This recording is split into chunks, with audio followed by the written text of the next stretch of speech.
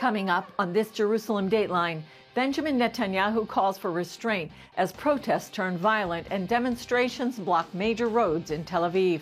Plus, the aftermath of the earthquakes in Turkey bring out the best and the worst in people. CBN's Operation Blessing is there through it all. We'll also look at the explosive growth of ISIS around the world and what that means for the Middle East and the West. All this and more coming up on this edition of Jerusalem Dateline. Hello and welcome to Jerusalem Dateline. I'm Julie Stahl. Ongoing protests against Benjamin Netanyahu's government have ramped up and turned violent, prompting the Prime Minister to call for calm on national television. Dubbed a National Day of Disruption, protesters blocked main roads and key junctions in Tel Aviv and around the country. Israelis have been protesting for weeks against the government's plan to overhaul the legal system and limit powers of Israel's high court. So what we saw was a very chaotic scene in Tel Aviv. We saw police on horseback, water cannons, stun grenades. This is something that you do not normally see on Israeli streets. The unprecedented violence led Netanyahu to address the press and the nation, calling on protesters not to cross red lines. I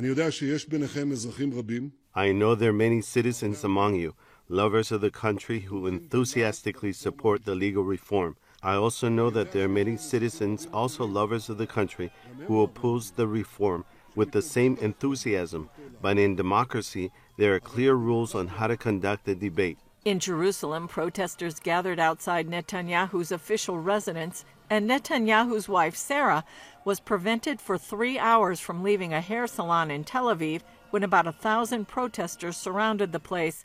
Opposition leader Yair Lapid and Benny Gantz called on them to back off so hundreds of police could rescue her. We can't accept violence. We can't accept beating police officers.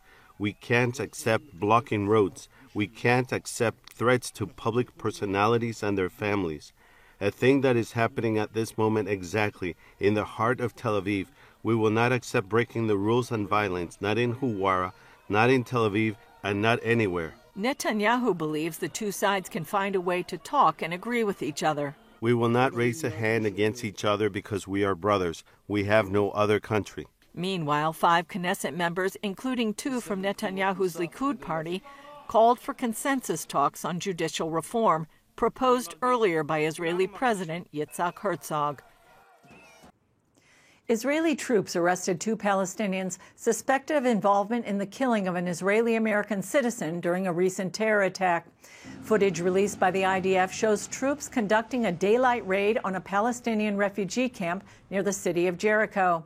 Israeli leaders say the suspected terrorist gunned down 27-year-old Ilan Ganeles while he was driving to a friend's wedding. Ilan's family buried him in Israel. He is the latest death in a recent surge in terror attacks. The increase in terror attacks are raising concerns about the potential for another prolonged period of violence called an intifada. I recently talked with Rabbi Abraham Cooper from the Simon Wiesenthal Center about why the attacks are happening and what to expect in the coming weeks. Rabbi Abraham Cooper from the Simon Wiesenthal Center, welcome back to Jerusalem Dateline. Thank you. It's good to be back in Jerusalem and on this wonderful program. We've had a number of terror attacks recently. What's your reaction to that, and also to some of the Israeli response, very few numbers that have had a violent response to that? What's your reaction? First and foremost, I think everybody here is holding their breath with Ramadan coming up, talks about a possible intifada, a whole new generation of young Palestinians who didn't experience the previous two, or they wouldn't even be thinking about it. And the incredible tragedies that are involved. The 2 brothers who were murdered on a main road in an Arab town, and just see 2 young people cut down for no reason. The young Palestinian terrorists who came at them has been basically brainwashed and poisoned, almost from birth, in this culture of death, fortified by the Palestinian authorities, pay to slay, knowing that even when he gets caught or if he gets killed, his family will be well taken care of. And I think, especially for viewers in the United States, well, what can Americans do? The American taxpayer gives a ton of money to the Palestinians. And you want to change the equation? Basically, call up Abbas and say you have a law on your books that basically rewards terrorists and their families when they murder and maim Jews. We want the law rescinded publicly and an end to it, or we're going to reconsider how much money we're going to be sending. This is a moral blank check that has been handed to a corrupt institution. Unfortunately, it's the same script every time. Israel should promise this, Israel should do that, and we're going to do this for the Palestinian Authority, and et cetera, et cetera. And unfortunately, unless that equation changes, I don't see any real possibility of change. Yeah, now let's hop over to the other side of the ocean. To the U.S., a group said they were organizing a National Day of Hate. What is that all about? Christopher Wray, who's the head of the FBI, recently testified before Congress that 63% of all religious-based hate crimes in America target 2.4% of the population, American Jews. And many of those incidents are violent. And that's not even to delve into the fact that on social media, you have an echo chamber for anti-Semitism, for hatred, for terrorism on both sides of the Atlantic. The neo-Nazis and the white supremacists who know how to leverage social media, they posted something about this day of hate for the Jewish Sabbath. And law enforcement tried to reassure people. They had police cruisers going past synagogues in the major cities. Thank God there were no attacks, but you can see the psychological impact on the community. And we know from history that, it begins with the Jews, it never ends with the Jews. No, but you've been at a conference here. Right, there's the annual global conference. You have people from dozens of countries, all the continents, about 200 participants with various sessions, including serious updates about Iran, some beautiful things about what Israeli NGOs are doing on a humanitarian basis in Africa. And I'm here to basically share some of my experiences and our ongoing commitment to deepen and expand the DNA of the Abraham Accords. So I've been involved both in the UAE and especially in Bahrain. We know which model we don't want to follow. Jordan, which signed, when the late King Hussein was alive, a peace treaty with its former enemy. And yet in recent months, you have Jewish and Israeli tourists coming across the border to go to the sites, having their personal religious items confiscated or sending people back. I would rather deal with the United Arab Emirates, who just opened the Abraham House, or frankly, Saudi Arabia, than deal with the current regime in Jordan. And I think it's an important guidepost. That's something that always motivates me. Governments sign treaties, people make peace. Iran needs just 12 days to create enough nuclear material for a weapon. That's the testimony of a top Pentagon official who told the U.S. lawmakers during a recent congressional hearing. This doesn't mean Iran can actually produce a bomb in 12 days, but that it could soon have enough material to try developing a nuclear weapon. Last week, the International Atomic Energy Agency confirmed it detected uranium enriched to 83% purity at a facility in Iran. 90% enrichment is needed for weapons-grade uranium.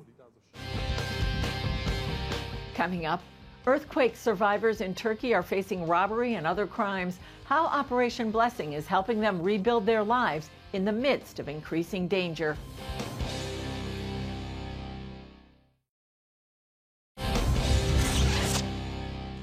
Millions of people are grappling with the aftermath of those devastating earthquakes in Turkey. Operation Blessing is on the ground helping survivors begin building their lives. But the situation is still often dangerous, and victims are now having to contend with crimes like robbery. Brody Carter has this report. The topography in Turkey, it's absolutely breathtaking. There are no words to describe how pretty it is here.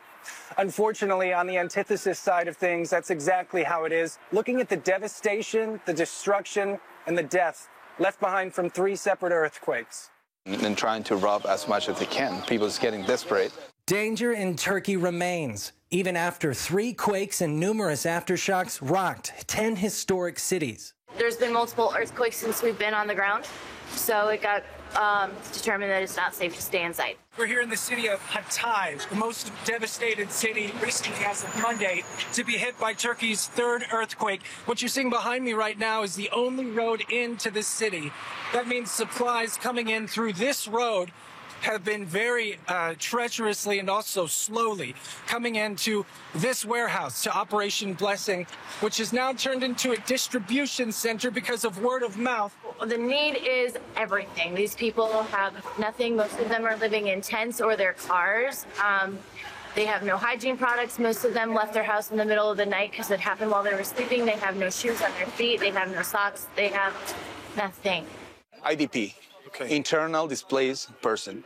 And that's what's happened. Turkish people are IDPs in this moment. Estimates vary between 1 and 2 million people left homeless, like Hakan Hamaraku. He and his family now live in tents and temporary housing outside his dilapidated home. He's forced to stare at an unwanted yet familiar scene that has overtaken Turkey's beautiful landscape. I threw my children and my wife from one room to another to escape, and it worked for us. Tonight I'm making steaks. Oh, you're making steak tonight. Even amid the chaos, Operation Blessing remains steadfast on its mission to help those suffering and share God's love with those in need. We're here to help people first, water, shelter, food, medicine, But there's some people that has been asking for it. It's like, oh, you guys are Christian. Oh, can you pray for me? Wow. So it's like, it's very powerful too.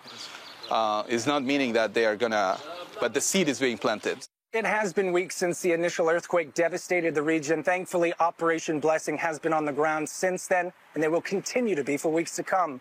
But they will leave. And when they do so, they're hopeful that they leave the tools behind needed here in Turkey so that the people who are struggling and suffering will one day be able to thrive and rebuild their lives. Brody Carter, reporting in Turkey, CBN News. One of the biggest needs in Turkey is reliable medical care. Hundreds of thousands were injured and medical centers were destroyed in the quakes. Franklin Graham's organization, Samaritans Purse, is operating a state-of-the-art field hospital inside one of the worst-hit areas. Chris Mitchell has the story. After 2 massive earthquakes shook Turkey on February 6th, Samaritans Purse deployed one of its state-of-the-art field hospitals to the hardest-hit area. In a disaster of this magnitude, time is of the essence.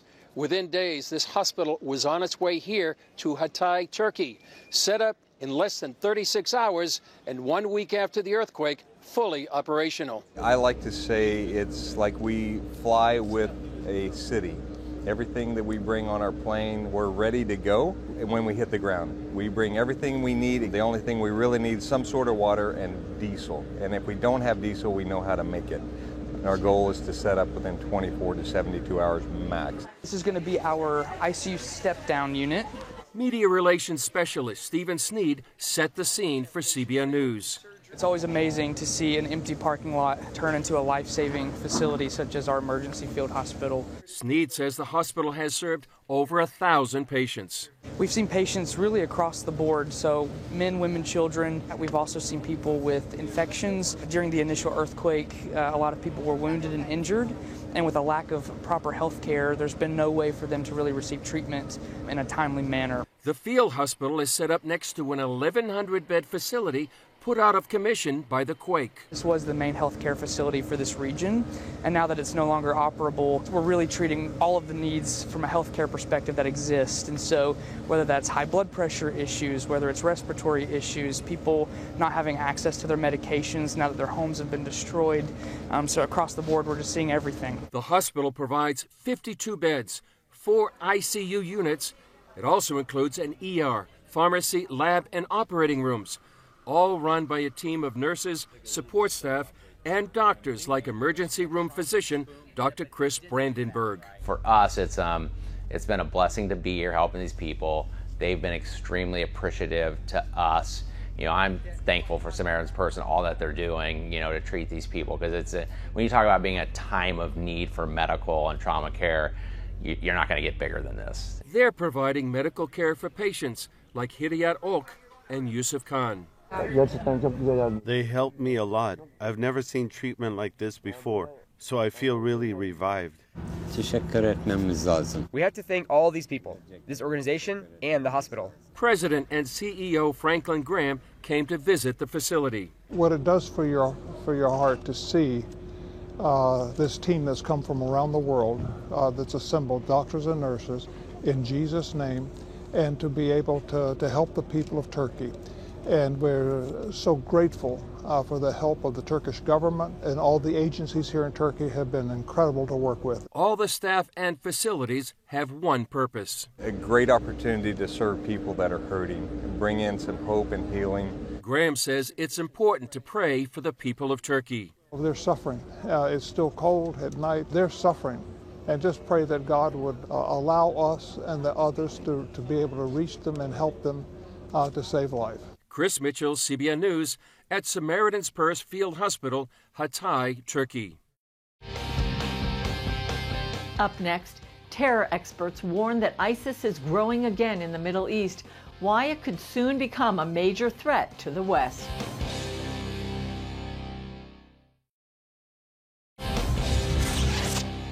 Western intelligence agencies are bracing for a possible terror attack after a Danish politician publicly burned a Quran in Sweden last month. Dale Hurd has the story. Protests erupted throughout the Islamic world after the public burning of a Quran in Sweden last month. Prime Minister Ulf Kristersson said while the burning was deeply disrespectful, it was protected under freedom of expression. The Islamic State terror group on social media has called for revenge attacks on Christians worldwide. The Muslim holy month of Ramadan begins March 23rd, and last year's observance saw 42 ISIS terror attacks in just 3 days. The threat of ISIS has returned, and Western intelligence agencies are on the lookout for any signs of a terrorist attack. Security expert Eric Karen says that in the Middle East and Asia, ISIS never went away.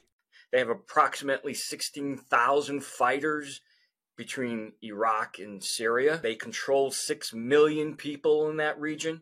They have franchises throughout the world. We're talking probably around 25 franchises throughout Africa and Europe and here in America. A recent United Nations report also shows the ISIS threat increasing. Terrorism expert Sargis Sengeri says while the U.S. had to defeat ISIS on the battlefield, that alone wasn't enough to stop the movement. You have to kill folks on the battlefield to take ground. You have to do that. But I don't think we ever fought against the ideology that really resonates between the 6 inches of people's foreheads. So it will continue to fight and will continue to take territory. It will continue to force individuals to either convert or basically, die in the process. Tina Ramirez with the humanitarian group Hardwired Global calls the resurgence of ISIS a nightmare for both Christians and Muslims in the Middle East. ISIS used to hold court in the ancient churches in the city of Mosul and sentence Muslims, Christians, others to death, to having their hands or legs chopped off. And then the women, thousands of women that we know who've been sexually enslaved. So the trauma that the entire community went through was horrific. ISIS is encouraging Muslims to use any method to kill Westerners, including trucks and nail guns. Karen believes the U.S. could be very vulnerable to a major terrorist attack. On the southern border, the northern border is wide open. We know that there's over 55 million shipping containers that come into America. Less than 2% are examined. We need to take the gloves off and understand that this threat's not going away. It's only increased in the last few years. The idea that they don't want to attack us again like a 9/11, but even bigger, is foolish. They want to destroy America. Dale Hurd, CBN News. Still ahead, learning the spirit of entrepreneurship from Israel's founding fathers, how they used biblical principles and innovation to establish the modern state of Israel.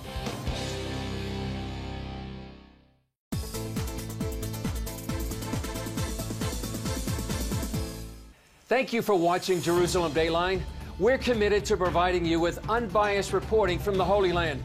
Through weekly broadcasts, podcasts, and online media, our vision is to reach millions around the globe with the true story of what's happening in Israel and the Middle East, all from a biblical and prophetic perspective. This is a big vision and is only made possible by the generous support of people like you. Call us toll-free at 1-800-700-7000 or go to cbn.com/Jerusalem Dateline and make a donation that will help spread the light of truth about Israel throughout the world.